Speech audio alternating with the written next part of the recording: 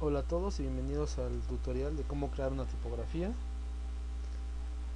Yo en este caso voy a trabajar con Illustrator y FontLab, que son las cosas que tengo ahí en la página para ustedes. Primero que nada hay que crear un archivo en Illustrator, en Inkscape, en Corel, en Photoshop o en cualquier otro programa que conozcan de diseño donde puedan trazar en vectores. Yo me adelanté un poco y ya creé un archivo que contiene las letras trazadas.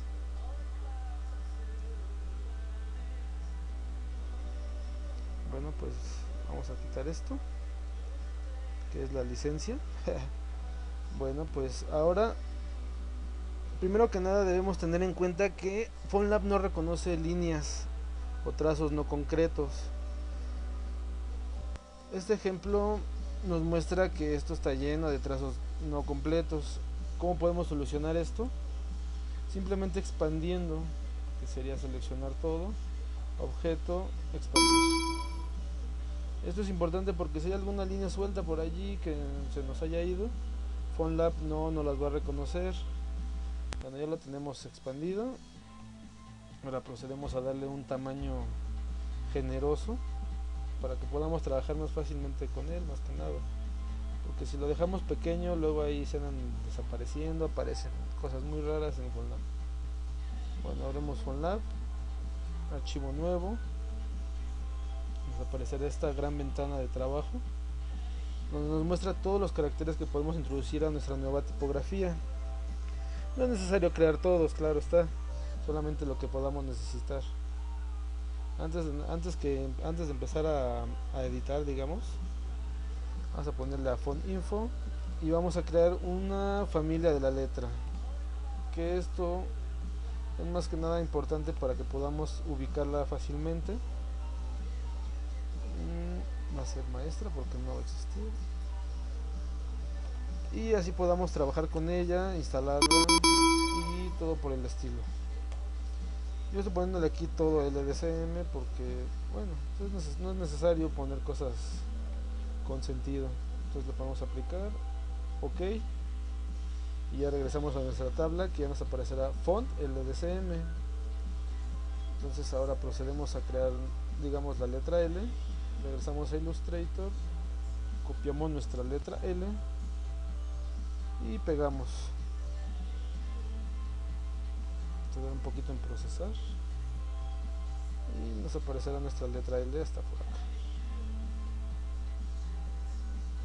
Nuestra letra ya vectorizada debemos ubicarla siempre en este pequeño círculo que pueden alcanzar a apreciar. Aquí está. ¿Por qué? Porque ese nos marca el inicio, ya tanto de altura como de izquierda a derecha de nuestra tipografía. Movemos esta línea punteada para determinar dónde termina nuestra letra y simplemente cerramos la ventana. Así ya aparecerá nuestra letra L como creada. Se pueden dar cuenta que aparece en blanco. Esto quiere decir que ya está creada satisfactoriamente. Ahora procedemos con otra letra y así hasta donde queramos llegar nosotros.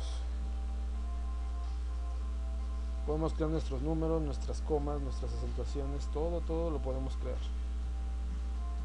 Claro que todo dependerá de tu creatividad, porque hay ocasiones que no es tan fácil crear una arroba en algún tipo de tipografía o el estilo que estamos escogiendo para ella.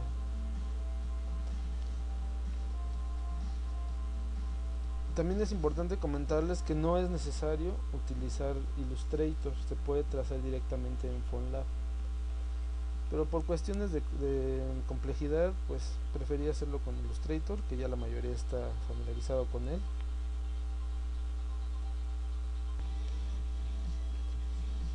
Está.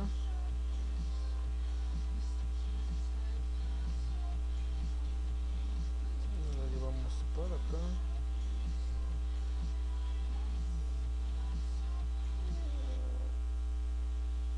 Está.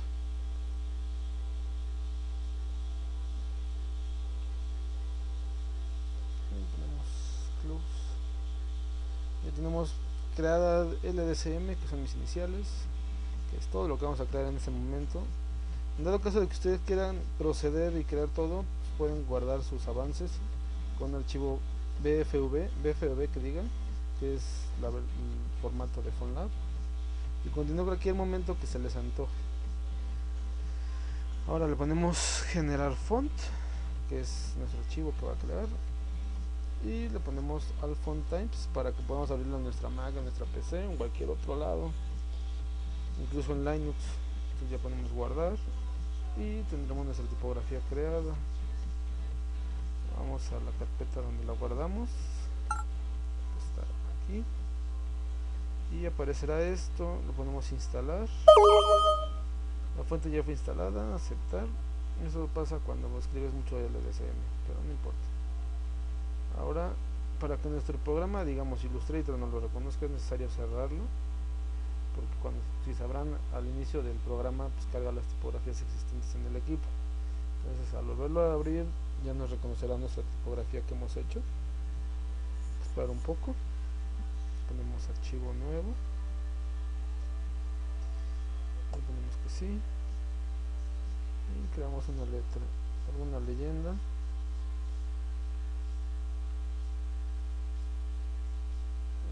Se mueve aquí y vamos a ponerle LDCM con mayúsculas, claro está, porque solamente creamos esas 4 letras. Lo hacemos un poco más grande para que puedan ver. Vamos aquí a las letras, le ponemos la L y ya nos aparecerá nuestro LDCM, nuestra tipografía creada. Podemos escribir lo que queramos ya con la tipografía concreta, porque si no nos pasará cosas muy raras que son incompatibles, que no tienen nada que ver. Bueno, pues esto fue el primer tutorial.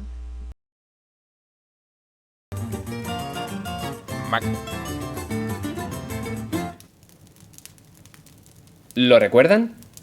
El fuego despertaba nuestras ganas de explicar historias. Primero, con unos dibujos en la pared. Luego, con marcas cada vez más abstractas en pedruscos y barro. Nos dimos cuenta de que nuestras herramientas iban a definir siempre el aspecto de nuestra escritura. Los mensajeros lo tenían crudo si tenían que transportar piedras arriba y abajo. Cuando en Egipto se les dijo que a partir de ese momento se imponía el rollo de papiro como soporte de escritura, no podían estar más contentos. En Roma surgía la tablilla de cera, para llevar encima y grabar algún que otro mensaje. Las inscripciones quedaban reservadas a monumentos y tumbas. Un buen día, alguien plegaba el papiro en lugar de enrollarlo, protegiendo el invento con unas tapas. Nacía el códice manuscrito, padre del libro moderno. De repente, era todo un shock leer pasando páginas en lugar de desenrollando un soporte. Durante la Edad Media, la cultura se encerraba en monasterios donde los copistas copiaban y copiaban manuscritos uno a uno. El pergamino había sustituido al papiro, pero era más caro, así que había que rentabilizarlo escribiendo cada vez las letras góticas un poco más estrechas. Las ciudades se desarrollaban en Europa, aparecían universidades aquí y allá, y de repente había mucha gente con ganas de leer. Los copistas no daban abasto, hacía falta producir libros a gran escala. Hacia 1445, Gutenberg nos regalaba la imprenta de tipos móviles. Las calles se llenaban de libros fabricados con papel y tinta de Oriente, impresos con tipos de plomo que imitaban la escritura gótica. El sistema, basado en una prensa de vino, no cambió mucho a lo largo de 500 años, si bien la forma de la tipografía se fue diversificando. En el Renacimiento se diseñaron tipografías basadas en los textos clásicos romanos. Con la Revolución Industrial, las ciudades se empapelaron de publicidad escrita con rotundas tipografías mecánicas. Algo más tarde, la aparición de los periódicos exigía inventar una maquinaria más rápida. Nacían la prensa mecánica y la linotipia. ¡Yuhu! A mediados del siglo XX, las tipografías se digitalizan. En 1984, se presenta en sociedad el Apple de Macintosh, que permite que la tipografía llegue a millones de usuarios. Las pantallas de píxeles nos ofrecen otra visualización y surgen otros comportamientos de lectura. Hemos entrado en la era digital y el hinting nos saluda. ¡Hola! En los años 90 nace la World Wide Web. Al principio es un medio poco interactivo. Las páginas web copian el aspecto de los documentos de papel. Poco a poco, Internet hace que cada vez estemos más tiempo delante de las pantallas. Dándose cuenta, Matthew Carter crea la tipografía Verdana especialmente para este soporte. Pronto la web 2.0 se vuelve más interactiva. con diseños líquidos donde el usuario elige diversas configuraciones. La cantidad de estímulos aumenta y nuestra atención se disgrega por la cantidad de contenidos multimedia que nos ofrecen. Los comportamientos de lectura siguen cambiando. Prensas y revistas empiezan a potenciar su edición digital por encima de la de papel. Hoy, los dispositivos móviles, con pantallas cada vez más grandes, permiten que llevemos Internet encima. Aparecen las tablets y los libros electrónicos, que parecen condenar a muerte la doble página. Mientras, las pantallas ofrecen una sensación similar a leer sobre papel. El hunting empieza a hacer las maletas. Todo sigue cambiando en un entorno cada vez más digital. ¿A qué retos se tendrán que enfrentar los tipógrafos del mañana? Más allá de la tinta. 5º Congreso Internacional de Tipografía.